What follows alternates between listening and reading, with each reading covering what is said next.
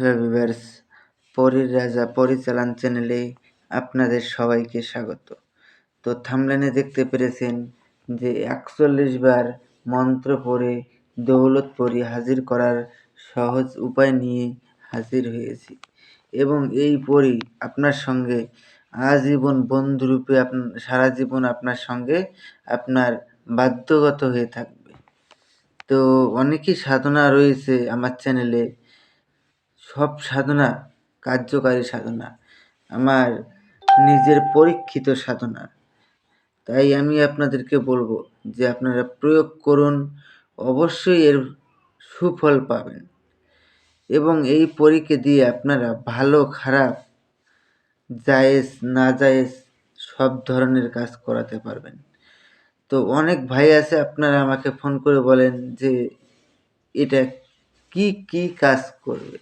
দেখুন, এটার ব্যাখ্যা করা তো সম্ভব নয়, আপনাদেরকেও বুঝতে হবে এটার ব্যাখ্যা করা সম্ভব নয়। ভালোরও শেষ নেই, খারাপেরও শেষ নেই। তাই আমি আপনাদেরকে শর্টে বলে দিচ্ছি, ভালো খারাপ দুই ধরনেরই কাজ করে দিবে এবং তান্ত্রিক লাইনের যাবতীয় কাজ এই পরীকে দিয়ে আপনারা করিয়ে নিতে পারবেন। তো এই পরীকে দিয়ে আপনারা লটারি নাম্বারও জানতে পারবেন। আর এটা যদি নিজেরা প্রয়োগ করতে না পারেন, চালান করে নিতে যান, স্ক্রিনে দেওয়া নাম্বারে আপনারা আমার সঙ্গে যোগাযোগ করে নেবেন। তো আর বেশি কথা বাড়াবো না, মূল কথায় ফিরে আসি। এটার জন্য আপনাদেরকে প্রথমত একটা সবুজ রঙের আসন, গোলাপ ফুলের মালা, চামেলি তেলের প্রদীপ, এই কয়েকটা জিনিস আপনারা সংগ্রহ করে নেবেন। আর একটা জালিদার টুপি সংগ্রহ করে নিয়ে এই মন্ত্রটাকে আপনারা মুখস্থ করে নেবেন। ওম নমো বিসমিল্লাহির নমো দৌলতপুরী হাজির শাহ, এই মন্ত্রটাকে মুখস্থ করে নিয়ে এটাকে সিদ্ধি করে নেবেন ৩১১ বারে জপ করে। ৩১১ বারে জপ করে সিদ্ধি করে নেওয়ার পরে আপনারা যে কোনো শুক্রবারে আপনাদেরকে এই কাজটা করতে হবে, শুক্রবার রাত ঠিক ১২টার সময়।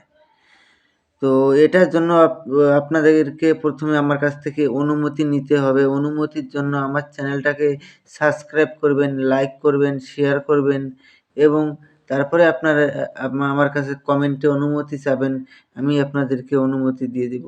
অনুমতির জন্য যদি কথা আমি যদি কমেন্টে অনুমতি যদি দিতে নাও পারি, আপনারা অনুমতি চাইলেই অটোমেটিক আপনারা অনুমতি পেয়ে যাবেন। তো আশা করি বুঝতে পেরেছেন।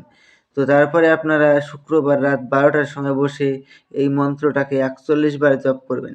৪১ বার জপ করার সঙ্গে সঙ্গেই দেখবেন দৌলতপুরী আপনার সামনে ধন দৌলত নিয়ে প্রকট হয়ে যাবে। যখন প্রকট হবে, পরীর গলায় আপনারা গোলাপ ফুলের মালা পরিয়ে দেবেন। মালা পরিয়ে দেওয়ার সঙ্গে সঙ্গে ও আপনার বশ্যতা স্বীকার করে নেবে। তারপরের থেকে ওকে আপনি যা আদেশ করবেন সেই আদেশ অনুযায়ী চলবে। একে আপনি বউ রূপে বা বন্ধু রূপে বা স্ত্রী রূপে বা বোন রূপে, প্রেমিকা রূপে, যে কোনো রূপে আপনি রাখতে চান এই পরীকে ওই রূপেই রাখতে পারবেন, কোনো সমস্যা হবে না।